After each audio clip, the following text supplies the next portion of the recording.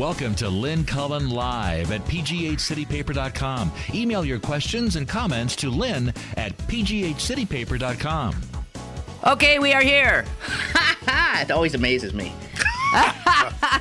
Somehow, by various means, we've all made our way to this cozy little studio, and we're glad you have joined us. It is July. July. Well, to that, the Italians have this wonderful phrase called il peggio non mori, which means the worst never dies. So that's why we're here. Oh, I thought you were going to tell us something about July. Oh, no. The worst never die. Yeah, it's the opposite side of only the good die young. Well, it reminds me of a neighbor I once had who was an older woman. Yep. And I thought of her as she was as old as my mom. Mm-hmm. And then one day she was complaining to me that she had to go to her mother-in-law's for dinner. And I thought, mother-in-law? How could you have a mother? That's what I was thinking. I was refined enough not to exactly say that, but she saw the look on my face. I could tell. And she said, yeah, she's 105. She's too mean to die. Can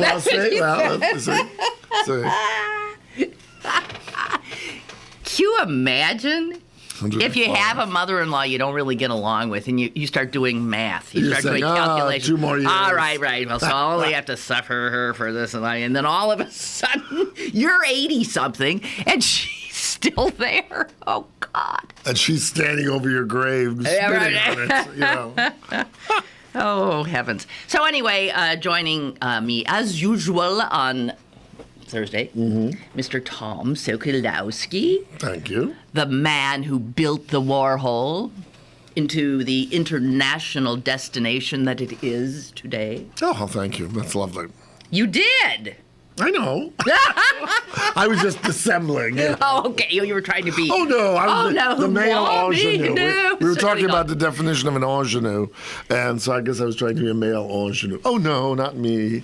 Well, I said, so the definition of ingenue is not just young woman, is it? No, but it's someone who, as I said, is guileless, is shy partly. Well, no, I don't know if an ingenue is shy. I just said that when I was a young girl, I never was an ingenue. So it has more to do than just age. Yeah, well, because you're always knowing. You knew what the bottom line was. Well, I was always just a little odd. So I came across the funniest headline today. At least it struck me as funny. It said, "Mob of nuns." Mob. Imagine. Do you prefer gaggle? No, I know. I was thinking, how there's these, there are those words. Yeah, like gaggle of geese. What are a group of nuns called? A mob of nuns? Honey, you've never been taught by nuns. No, I haven't. If you were, you might think that it's highly appropriate. We're going to get nuns calling us today. Well, the whole headline was "Mob of Nuns Rush Pope Francis." Oh, rapacity. Rapacity? Oh, when someone's rapacious, like sort of sexual and desirous of something. Well, that's not. Well, they're going after him like. Well, they're all a Twitter. Ricky Nelson or something. Now, isn't that a weird thing? Who thought of Ricky Nelson in 100 years? Jess, do you even know who Ricky Nelson is? No, did he Sarah, die? you know who Ricky Nelson is? No. Okay, we've got somebody younger than Jess over here. So, Ricky Nelson was the second I never son. Found him a heartthrob. But he was the rock singer, sort of. Well, there was the 50s TV program, Ozzie and Harriet. Right. Uh-huh. And it was a real family. Yes. And the two sons were David and Ricky. And so America grew up with them. And then Ricky became, a soft pop singer. Soft pop. But then didn't he? It was either he or the other one. He was good looking. He was nice looking. But he died in some horrible way. Yeah, I think he did. Either drug overdose or something. I don't remember. Probably. Would that be surprising? No, not really. Okay. Never mind. Never mind. That's actually pretty nice, actually. But we're not talking about it. Okay, well, PJ appreciated what you just said. Yes, He said off air he didn't. PJ, it's really a lovely piece. One of our listeners is an artist, and every once in a while he shows us something. He just sent a pic of something that will be at tomorrow's gallery crawl in Lawrenceville. on 43rd Street, 179, 40. No, it's number 179 at 40. How do you read that? Yeah, well, maybe that's the name of the gallery, number 179. Or No. 179, 40. Oh, maybe. Oh, the East 43rd Street or West 43rd Street or something. So you reacted well to that because What? you like this. I think it's very handsome, yeah. I really do. It looks like describe it to our listeners. Well, it looks like from the back it's a canvas. Well, maybe it's a piece of wood. I can't tell. It looks more like wood or homicide. Well, this is like wood, and that is. And then at the top, as a sculptural element on top of it, is something that looks like a wing from a great bird. Or in terms of my art historical modus, the Nike of Samothrace, which was this famous. Well, Nikes were in classical mythology, Nike's victory, and they would come swooping down. I'd say Nike. Well, Nike in Greek, but anyway, Nike is the shoe, honey, that you wear when you're playing basketball. Is it not spelled the same? Right. Yeah, it's spelled Nike. Nike. Well, that's what Nike. it's called. All right. Anyway. All right.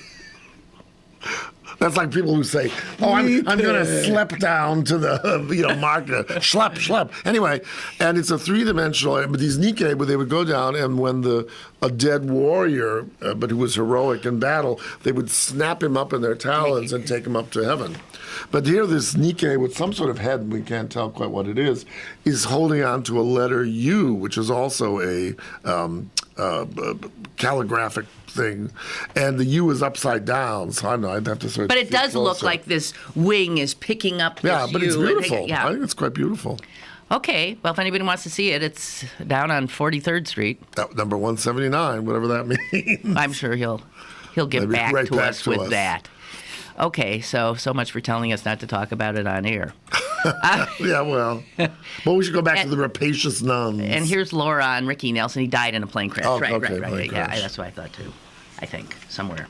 Okay, so much for Mob of Nuns. So what is with Brazil? They seem to have bitten off more than they can chew. They got they got this big thing with the Pope now. The Olympics. Then they've got the World they Cup, got the isn't it? World And Cup. then the Olympics. Then they have the Olympics, and clearly, And their economy is booming.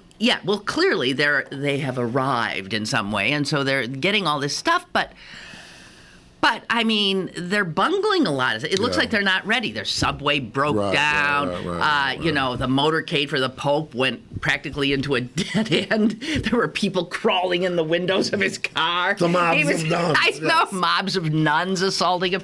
You start to wonder, are they ready to do this? Well, I mean, the whole issue was the economy was booming. Let's give them this as a kind of catalyst. But I think the issue that people were concerned about, I remember specifically for the Olympics, was that, they thought since they would already have built the big stadium for the World Cup, they would, that would be ready for the Olympics. But I think the issue is, as in often these emerging countries, and I don't know, some people probably might not call Brazil that anymore, but, they'll spend the money on these, enclaves for the athletes and all this, and roads, but people are still starving in the educational system. That's right. So it's a tip. So for the world, it will look fabulous. Their economy might be booming in some respects, but the people living there are practically, they are in the streets. I remember. I once very unhappy. What do you call this? The fourth finger next to the little finger. You call it the fourth finger next to the little finger. Okay, well, thank you. Oh, is that a ring finger? Oh, ring finger, yeah. Maybe. Anyway, it's crooked because I was attacked in 1985 on the streets of Copacabana and robbed. And it was a really bad period of economic and crime. And it was these mobs of kids. And I was walking, I'd left these friends at a nightclub. And I said, I'm tired, I'm going back to the hotel. And walked along Copacabana, very well lit. And then got to this one area where they were remodeling a hotel. So there was, the sort of placard they put up. And this was just next to the hotel that we were staying at. But there they had turned the lights off since it was, under construction. And all of a sudden I heard these feet. And I thought, my friends are coming after me. And I felt like a sort of tap on the shoulder blade. And then someone around my neck. And all I heard was, money. And I was pulled down. And I had, left $5 in my pocket because I had been warned, and I had a, Swatch watch on or something. It was nothing, but I broke my finger, fractured my little finger. And so I went into the hotel and was shaken up, and I said to this guy who looked like, grandson of one of the many Nazis living in Brazil, and I said, "Oh my God, I've been attacked." He said, "Oh my dear, you're the fourth one today." Oh my God. So anyway, I remember I ordered a martini and kept drinking it and then putting my sore finger into it. So anyway, then I went to bed, and my friends finally came in. I said, "I've been attacked." So the next morning, my finger was all swollen or whatever. So I went downstairs, and I said, "Oh, can you recommend a doctor?" And he said, "Oh, you're one of those unfortunate ones, the same very Soigné guy." So he sent us to this clinic. We got to the clinic, and everyone in the clinic was walking around in like little cha-cha shorts, white cha-cha shorts, men and women both. And, and no one speaking English very well. So I said, "Oh, I broke my finger." And this one guy who was some sort of doctor's assistant said, "Oh, x-ray." So we did x-ray, and then he brought out the x-ray. I remember this, and he said, "Where do you think hurt?" And I said, "Well, this doesn't look so good." And then he said, "Oh, I don't think that looks so good." But I said, "Well, is the doctor coming in?" "Okay, later." So we sat there through more cha-cha like dancing, and finally the doctor came in, and the break was in a totally different place from what he and I thought. But it was wild. I mean, why were they all wearing? I mean, because it's hot. And, okay. I thought maybe you go to the doctor and they put you in. No. This was the uniforms was like tennis shorts. But what was interesting is the sober side of this is, number one, what the concierge had said, like, "You're the fourth one today," but also that at that point there were all these horrible instances in the major piazzas of the city where an elderly person would be walking through, and ladies usually, but rather well attired, and from nowhere these kids would just come like, "Run!"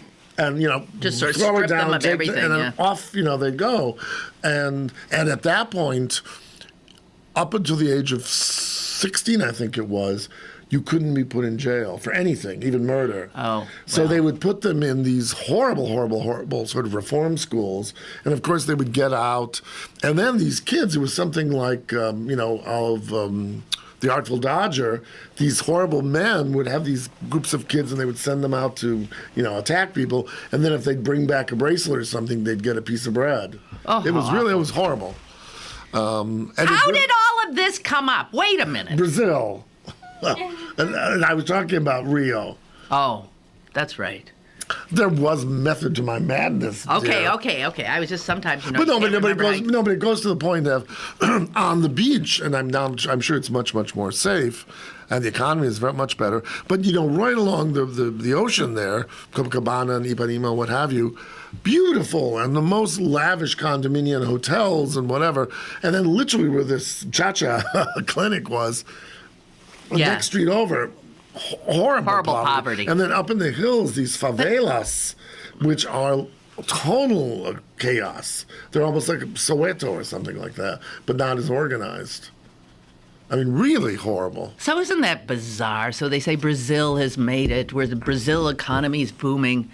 And like what? A slim percentage of their people are enjoying the fruits of that. Well, but everybody else China, is begging. India? Huh? Well, I mean, what's the it's difference? Disgusting. America?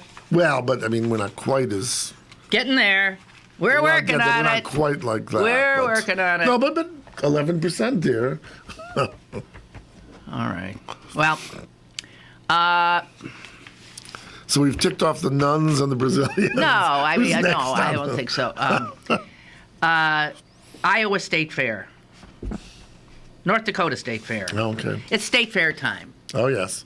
Our state fair is the best state fair. Don't miss it. Don't ever be late. $1 a donut at our state fair. It's the best state fair in our state.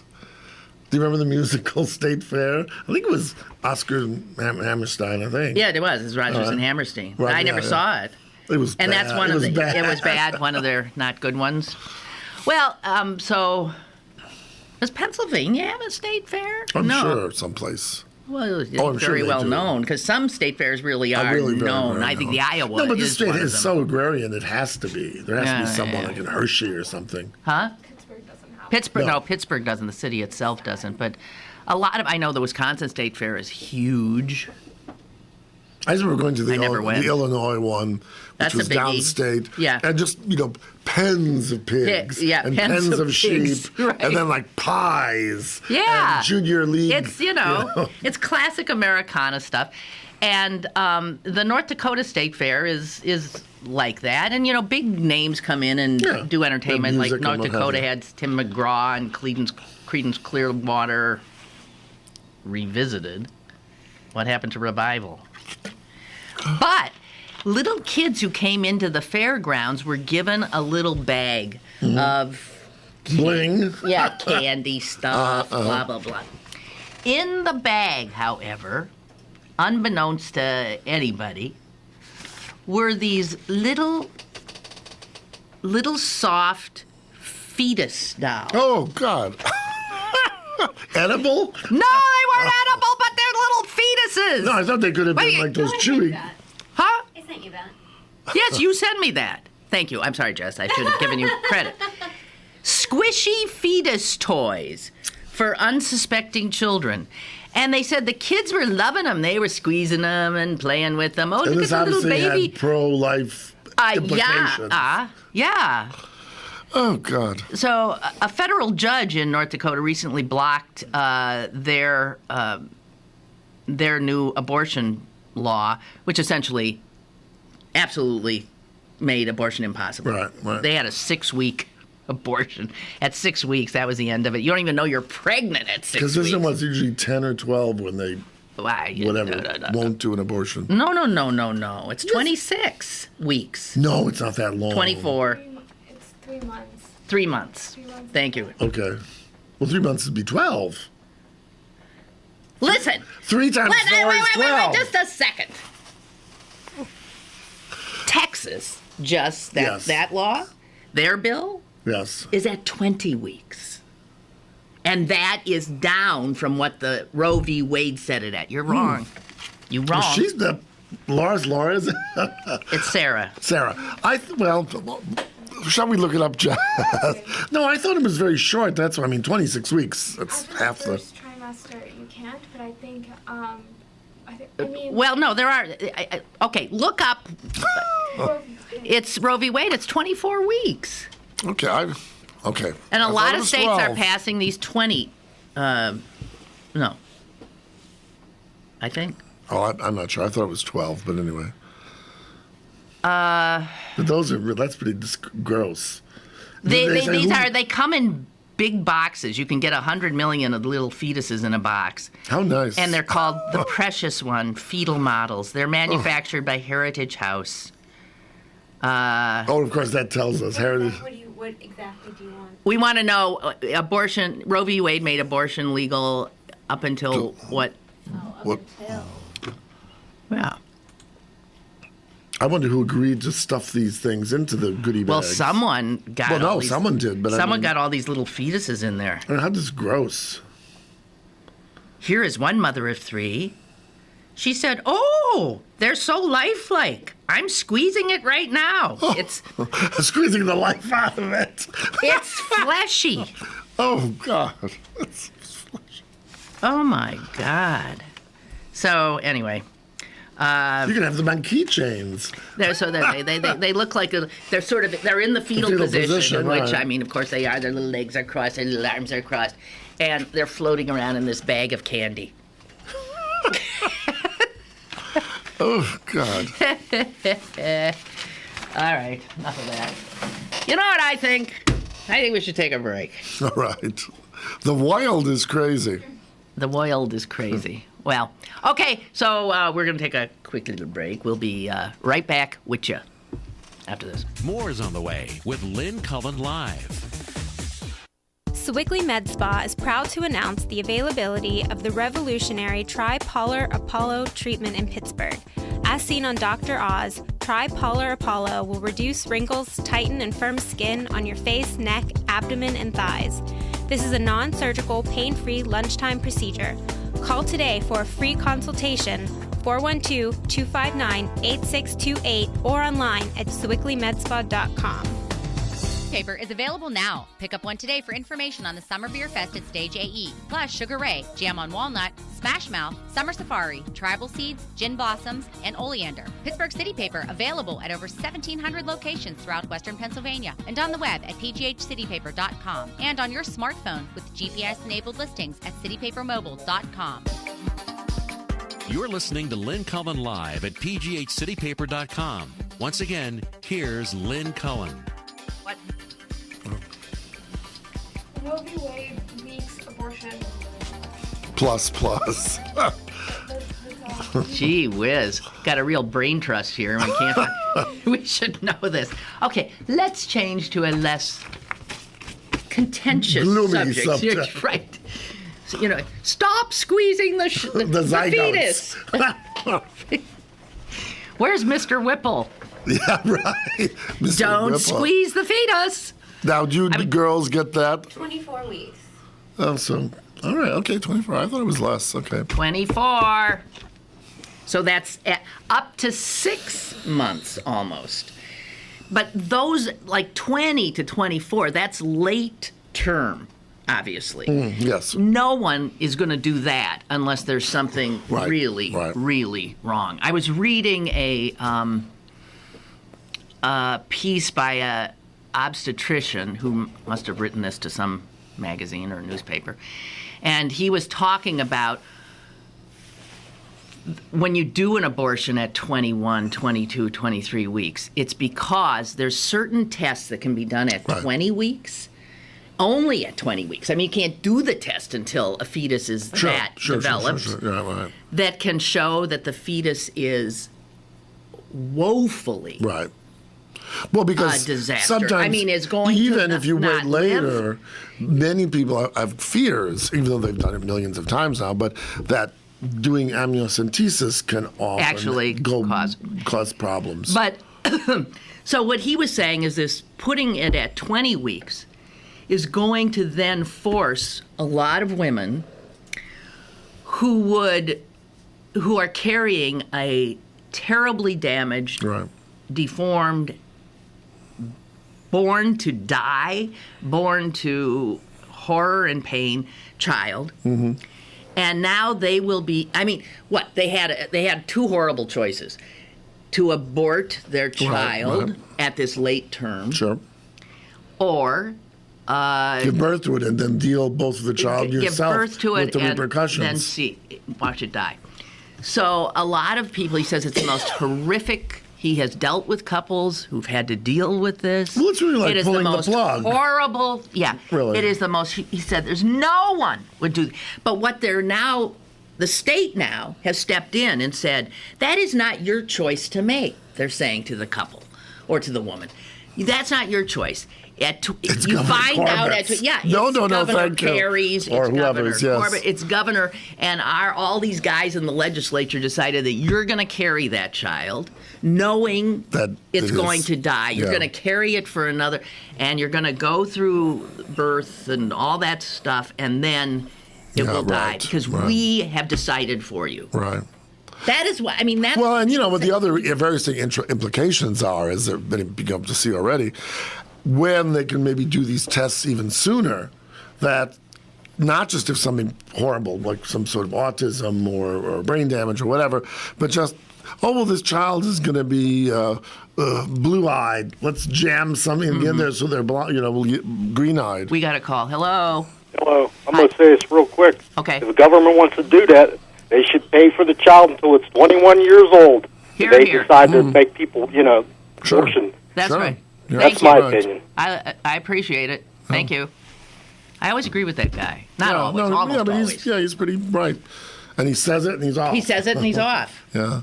No, but really with all this genetic counseling, heaven knows, he's going to be short. Zoop him with somebody's Oh, going to see, be tall. I find that so disgusting. It is, yeah. Anyway. Although it's very interesting, I know someone who has a child who is now an adult, and we were at a dinner. We were talking about these sorts of things, and something about the idea of, if you knew your child was really going to be severely, and this family didn't. But and we at that point you couldn't. But we said, oh well, would you? And this person was very adamant about saying, no, my son, blah blah blah. Exactly and right. I love my son. Well, no, that's and, so true. And if you talk to parents of a child with disabilities or with Down syndrome, right, they will say, he is the love of my life. She has brought more love to this family exactly. and we to her, and I can't, absolutely.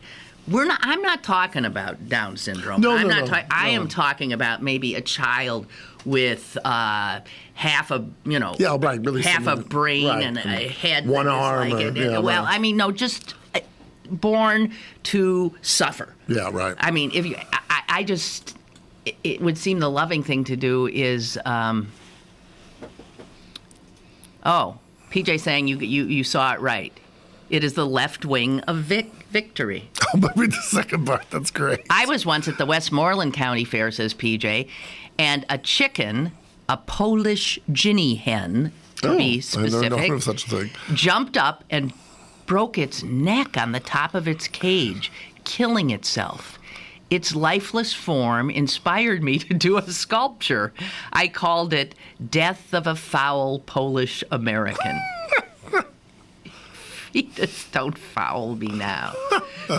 That's it's big. It's bigger than it looked. Okay, so well done. Oh, and I didn't give the name of the gallery where the gallery crawl in Lawrenceville is. Yes, at 179 43rd Street.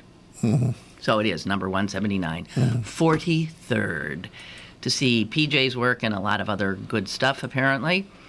Ray writes about the royal baby. Ray wrote the most appalling thing about the royal baby. Oh, God, it's long. Shall we do it? I'm going to read this, Ray, sight unseen. All right, here we go. Lynn and Thomas. You're on very...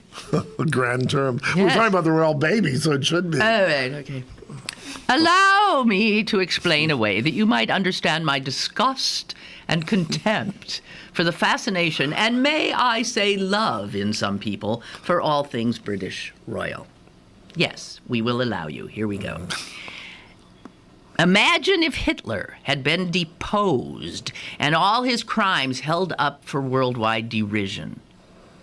But also imagine that the German people and their government kept the Hitler family around as their titular Aryan race leaders. Every anniversary of Kristallnacht, the Hitler descendants dressed in their finest SS uniforms and appeared before crowds of adoring Germans. Every occurrence of German nationalism included the beaming faces of the Hitlers, displaying the wealth acquired by the horrors of Granddad Adolf, and further imagined Polish Jews following with great happiness the births of generations of You are over the top! Hitler grandchildren. As a man whose grandparents, this is Ray, as a man whose, sure. These you Irish guys, they hate the Brits so much they can't see straight. Your usual rational nature has escaped you here, Raymond. As a man whose grandparents were forced to flee Ireland or starve to death, this is how I look at the British. He sees them as genociders. Yeah, right. Okay, how I look at the British royal family. And I, for one, will not celebrate any of these Hitlers' happiness. Remember Exodus. You shall not bow down to them or worship them. For I, the Lord your God, am a jealous God, punishing the children for the sins of the fathers to the third and fourth generation of those who hate me. Okay, well, you got one more generation then, and then you got to come to terms with this. Is that right? Yeah, maybe. Or maybe your time's already up. If he says third, fourth generation, he didn't then go on to say till all eternity. So at some point, you got to bury the hatchet here. Genugapisht. Enough already. Genugapisht. That's what it means. Enough already. Yeah. This is not a promise of the punishment of the innocent, but a warning to those fathers who think that their sins will wash away and no consequences extend past their own short and shallow lives. I hate the royals, as though they themselves starved and murdered and raped and exterminated not just my people, but all the people from Scotland to Shanghai to New Delhi to these United States. Wow, you're on a roll here. Their crimes have led us to the nightmares in Africa and the Middle East that we continue to pay for. And anyone who celebrates with them are celebrating with the worst people in the Western world.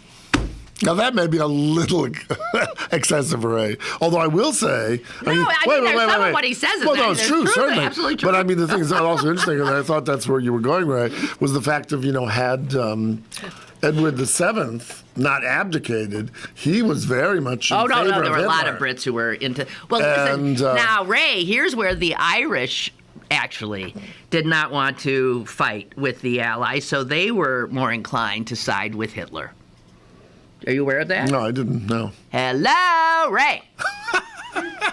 The hate for the English so intense that they can only think of fighting against the English, like you. So what happens in World War II? I mean, where were Irish hearts? Were they with the Allies? Or could they not be because they're so crippled with hatred? I don't know that one, actually. I don't know. I was just in Scotland, and it is true. They're going to vote for independence. No, I know. The Brits are not loved. They are not loved by these people who have been usurped by them. And, yeah, you do look around the globe. It's true. The Middle East, pretty well screwed up by the Brits. Yeah. You could argue that the Brits did bring... How would you... India. Well, I mean, the Raj was... Well, many people would say the Raj brought organization to India, and many people have said the reason the Raj worked so well in India for so many years was the Indians, like the British, really believe in caste systems. I mean, the Indian far more convoluted, and the Brits don't have untouchables. But born a maid, stay a maid. Born a lord, stay a lord, or become king. But what's interesting, the thing that strikes me is you look at all these places, and most recently, or one of the most recent, the former Yugoslavia, and all the Serbs, the Macedonians, they're all at each other's the throats. Croatians, and then they're forced by some larger power, whether it's the British Empire, and then the minute they're freed from it, they go to killing each other. 80s. Right. Oh, that was one of the most. Well, bloody, what about Iraq? Awful. Iraq was not a nation, and that was also Sunnis and Shiites and others. And I got news for you: Syria, same thing. Yeah. I got news for you: Saudi Arabia. That wasn't a. They just decided. Pittsburgh. I always tell people when I'm talking about the history of Pittsburgh, and I'm not a self-appointed historian of Pittsburgh like David McCullough, but the topography of Pittsburgh allowed many of the people who owned the mills and that to stay, because the hill structure, here was an escarpment and there were the poles, and here was another escarpment. Yeah, everybody the Irish, have their own. And the bosses would say, watch out, or those Polacks are going to knock up your daughters, Irish people. And they fought the same kind of anti-sectarian, as in... in a milder way, of course, but achieving the same sort of power. Tribalism, is human, apparently. Yeah. I think it's very human. But I had a thought, and it's disappeared. It was brilliant. Wait a minute. Always the I know it was. It was brilliant. Oh, well. Duh. Maybe you'll find it in a fortune cookie at lunch. Shoot. Oh! Here it is. Here it is. Voila. Okay. So, Ray, this is coming at you. Okay. So, given you're hanging on to this hatred and rage, and I understand it. I have the same queasiness about Germans. And I mean, if I could really offend a lot of people here. Germans, Austrians, Poles, French, I mean, no. If you're a Jew, excuse me, if you're a the Jew, Poles. and Exactly. if you're a Jew and you hold on to grievances like you're holding on to yours, you would hate all of humanity.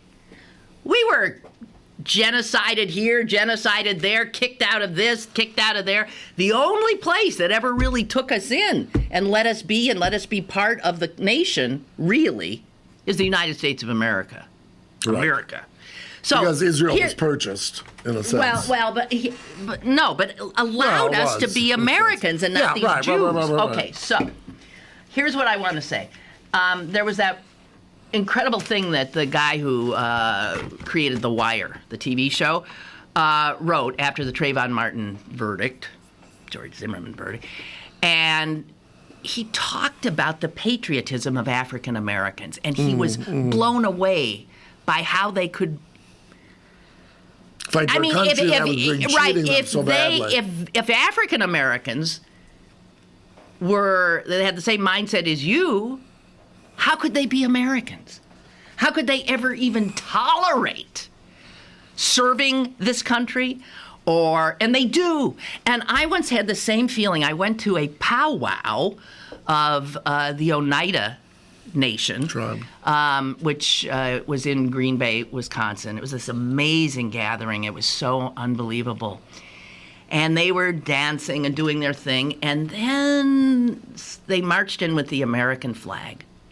And all of these veterans, Native Americans who had served in World War II, Korea, Vietnam, on and on, they marched proudly. And I sat there with my mouth hanging open and thought, how do they turn around and serve this country that really genocided them, really stole their land, destroyed them? And they do. So what I just wanted to say is the kind of hate that you are still nursing, Ray, can't be good. Well, it's pain, which. But here's what, and here's what. See, and I understand it completely. I do. But poor little George is cute. But what David Simon said, he said, African Americans who do not resort to violence after something like this verdict, he said, those that hold the pain and betrayal inside and somehow manage to resist violence, these citizens are testament to a stoic tolerance that is more than the rest of us deserve.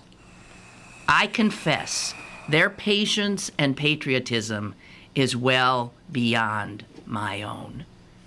And he speaks for me, and I had the same feeling about. So maybe at some point, you don't have to celebrate or love the royals, but you could let go of some of this, don't you think? I'm just saying.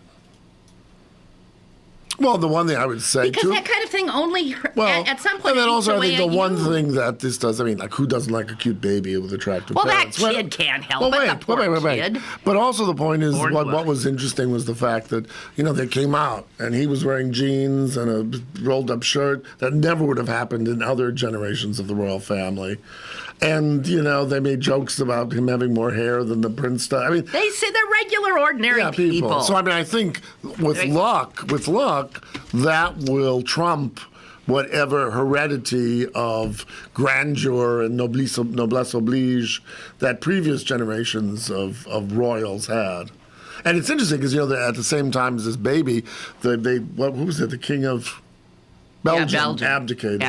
And, they're more decorative than the No, apparently the king of Belgium has more power than the British royals. That's interesting. No, they do. Because I was reading about it. It's a very odd monarchy. A very odd monarchy. Isn't it post-World War I? Yeah, it was just, they were looking around, they decided they were going to have a monarch, and they looked around, Anybody, any out-of-work monarchs? I mean, seriously, they did. They looked around. They found some German guy somewhere, I think, as a cousin of someone or other. Who knows who. And they said, you want to be the king of Belgium? He said, how much is it? All right, okay.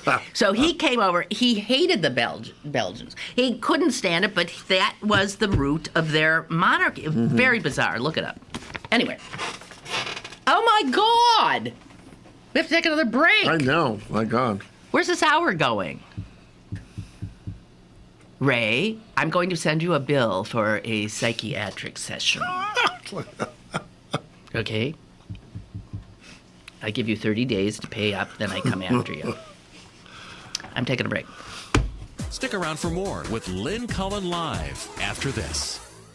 Go to bergbargains.com for great deals on gift cards from your favorite local restaurants, bars, museums, attractions, and shows. This week, great deals on vet services from Bellicou. Bergbargains.com, Pittsburgh's best bargains. Bergbargains.com. Yeah, salad on Saturday, fruit on Friday, throw on Thursday. Water Wednesday, touch your toes Tuesday, let's move Monday, swappers next Sunday. 60 minutes of physical activity a day and eating well can help get your child healthy. So keep them active and eating well every day. Get ideas, get involved, get going at letsmove.gov. That's letsmove.gov. A message from USDA, HHS, and the Ad Council.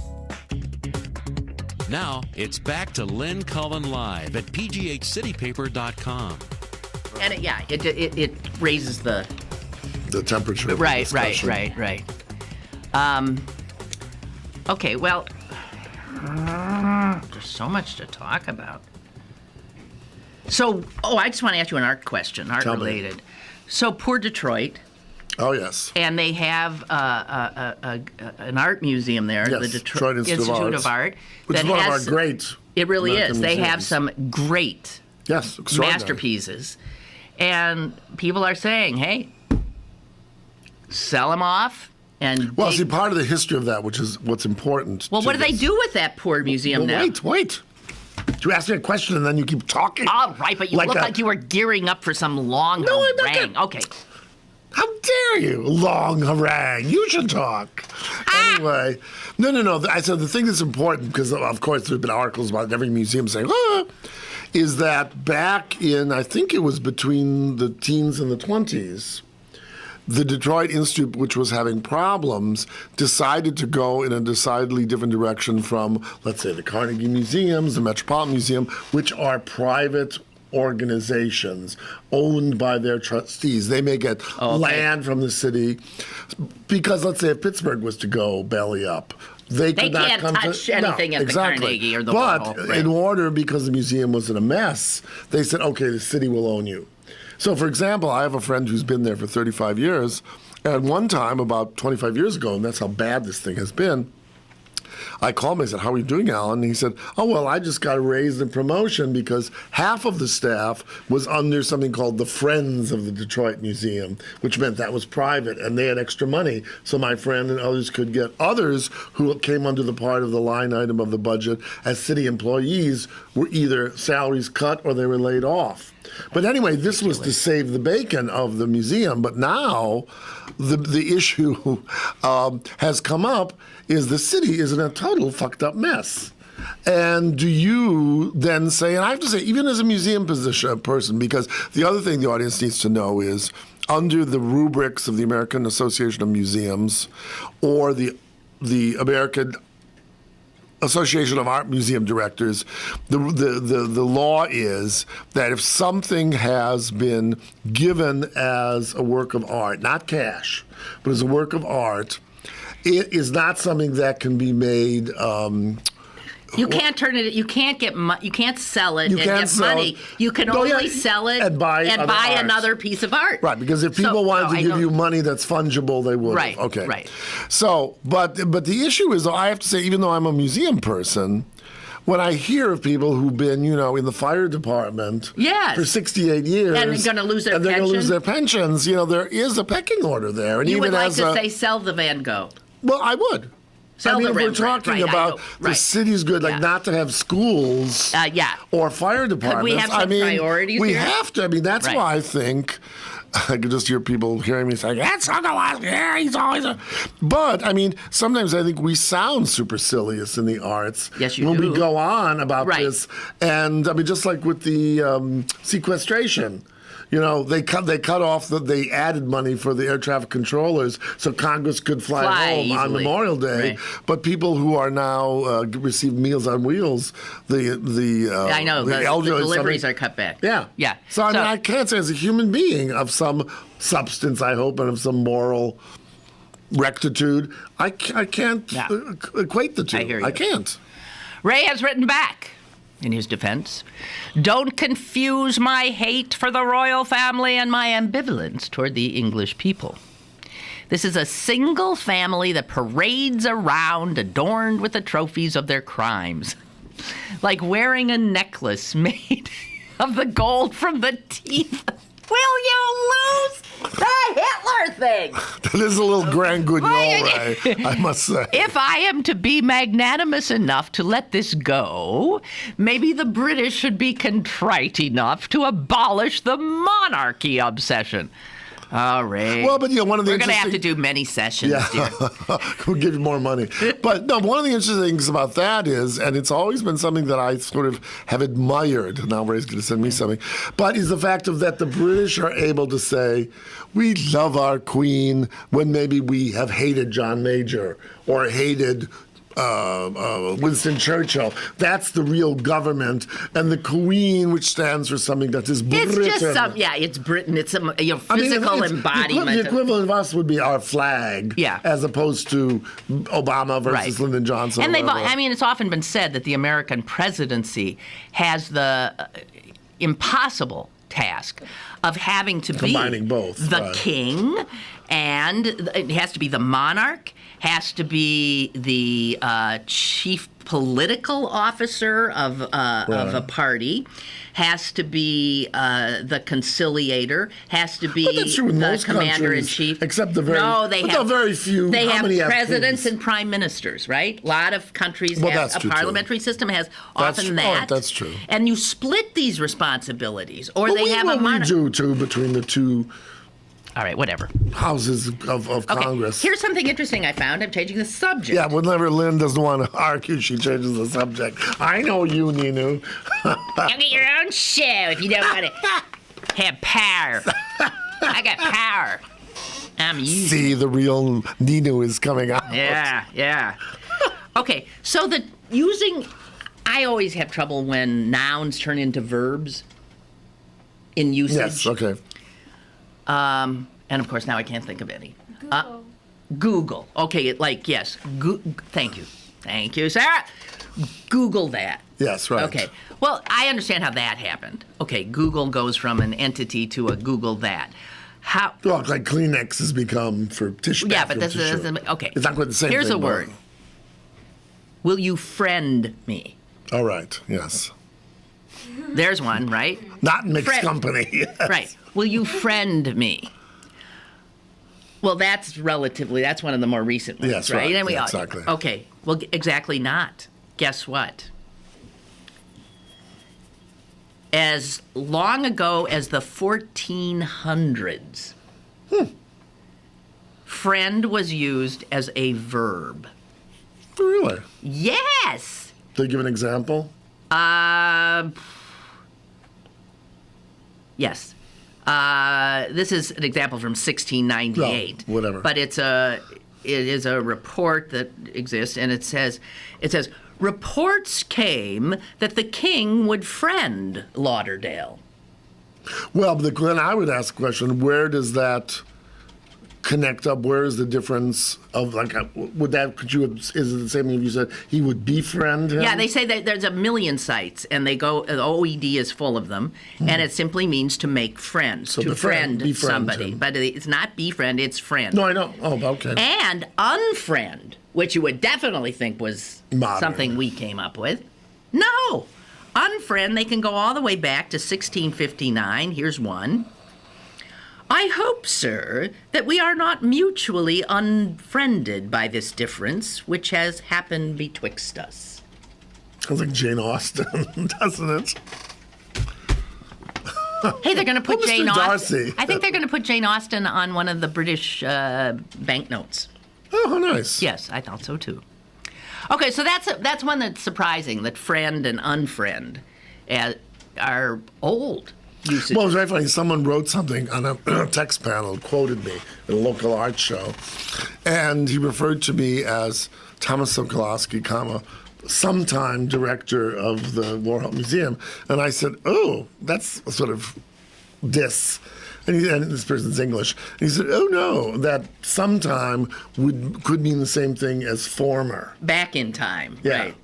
How about erstwhile? Well, I thought it meant erstwhile. Erstwhile means sort of like, not really. Does so. it mean that? I've always seen it as being sort of, although erste would be first in German, erstwhile. But I don't know. I think it's former. I just think it means maybe, former. but they're both. I said, oh, how of course you'd use the archaic form of English, but. Okay, here's another one. Dude. Hey, now, dude. don't tell me that goes back. That goes back. We think we invent things and we don't. Dude. Well, when was dude? Dude first? goes back to, not as far back, but dude goes back to the 1880s. Oh, And- like a ranch, like a dude. No, it had a negative mocking tone to it. Oh. A dude was a dandy.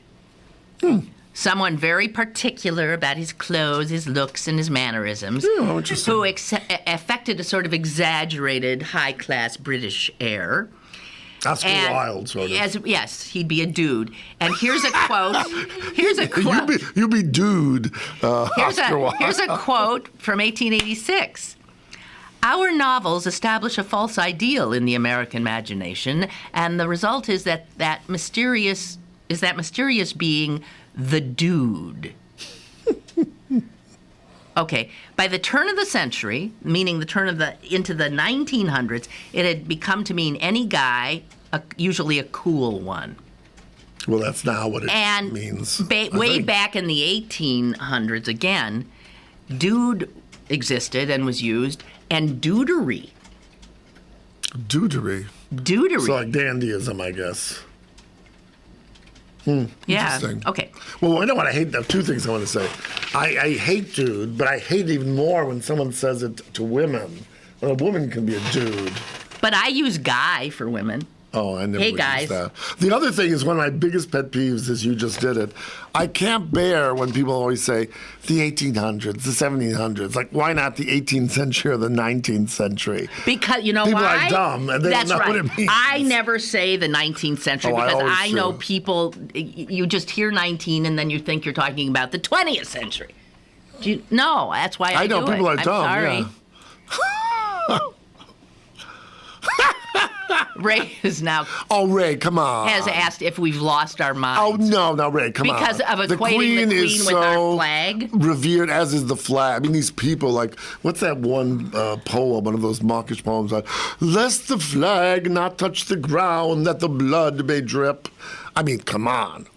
What the each schmatas when they come down to it, the Queen in her gowns and the Betsy Ross's needlework. Okay. And nations need such things. I mean, they just give succor when other things are terrible. And Ray, you're such a modernist. You're such a dude. oh, I hate dude. I just hate All right, okay, dudes. we won't do dude. Dudes How say about, awesome all the time. how about, hey man, no friggin' way. How about friggin'? Oh, I hate that. No, friggin' goes back.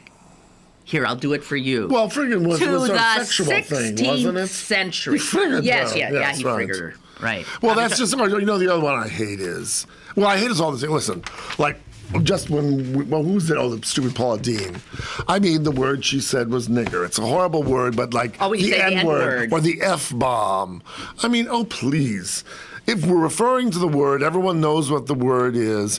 You just intensify it more by doing these little childlike. I find that. Like there was something I thought was so funny they brought it up. There was a concert, Pop's concert at the Pittsburgh Symphony, and Idina Menzel, Broadway star, she was in that Wicked show and played the green-faced witch. Mm-hmm.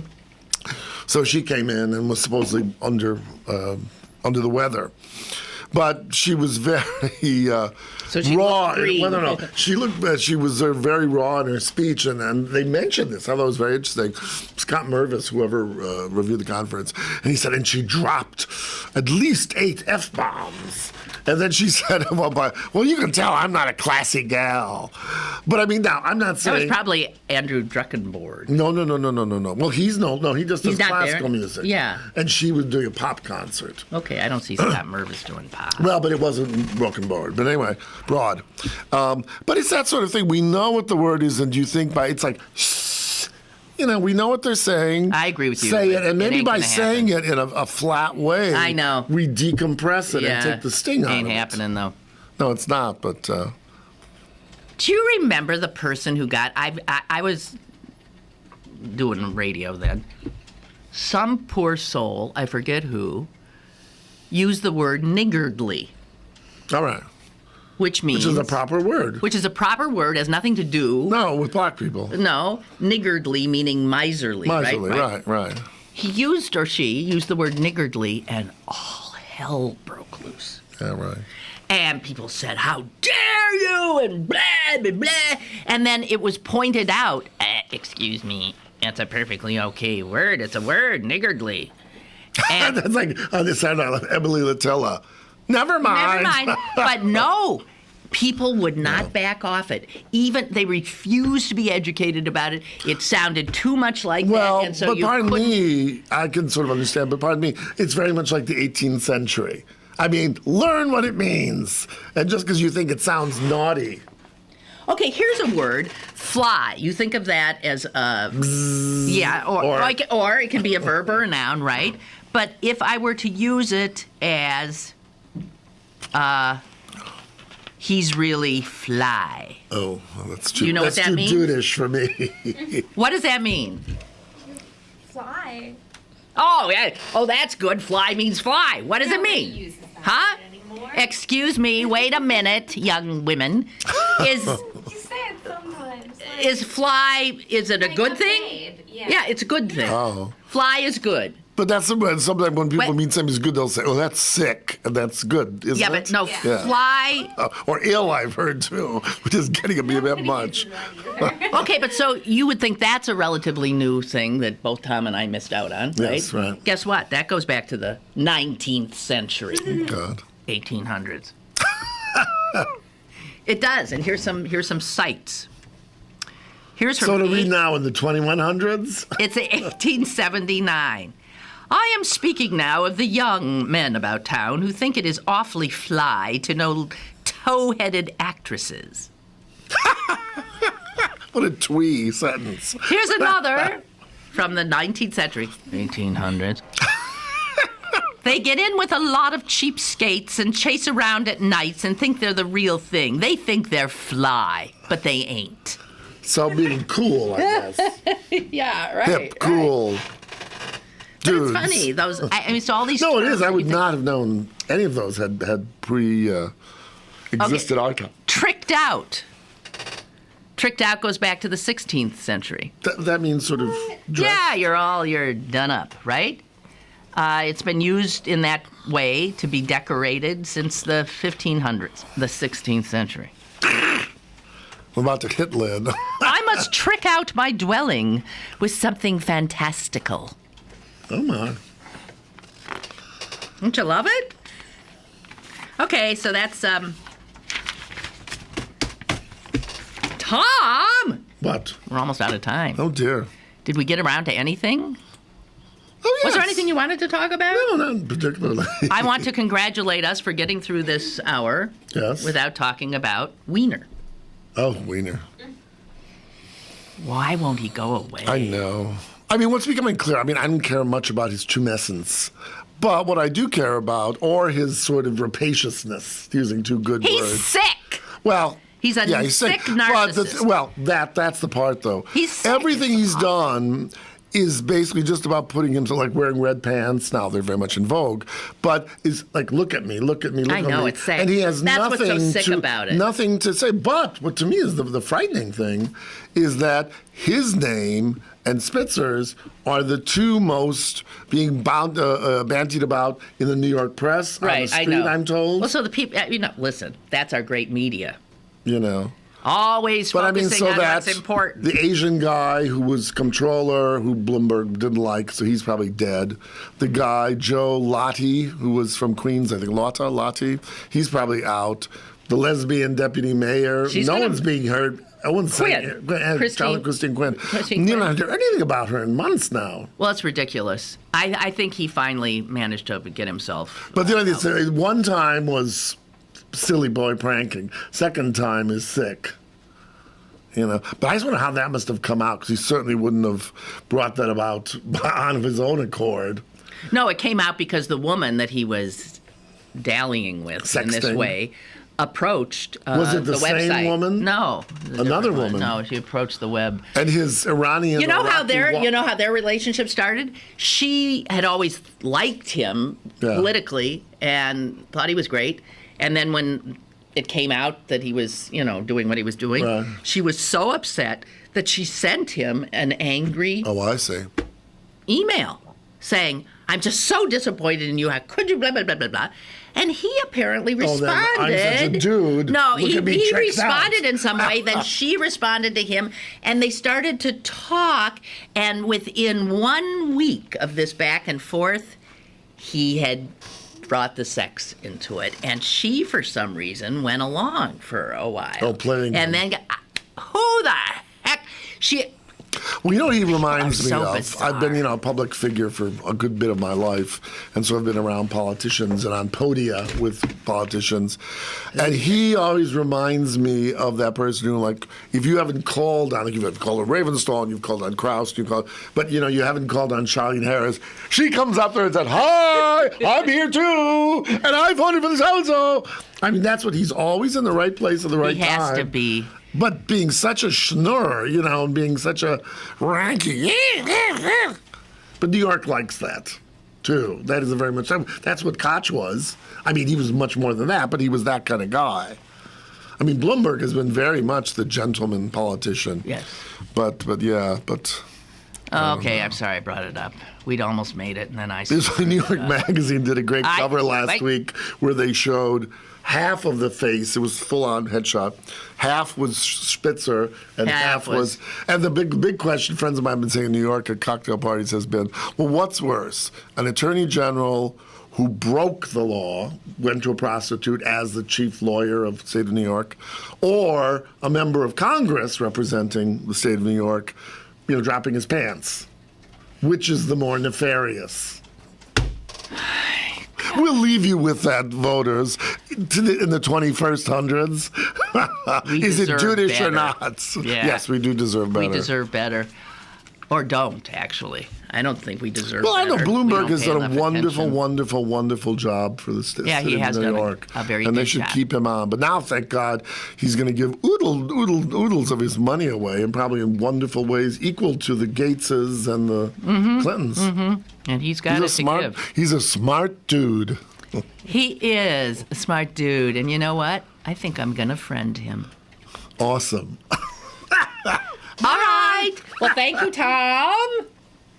And thank you for joining moi and us. And I'll be back tomorrow. Moi aussi. You will not. No, I said moi aussi. Me Yeah, also. I said I'll be back tomorrow, and you said moi aussi. No, you won't. I meant before you said that. Gee, see, now you're like the person. I'm like Weiner. Yeah. No, we could only take him once a week. I know that's true. All right, okay. A little bit of a good thing goes a long way. Already, we are so done. Bye.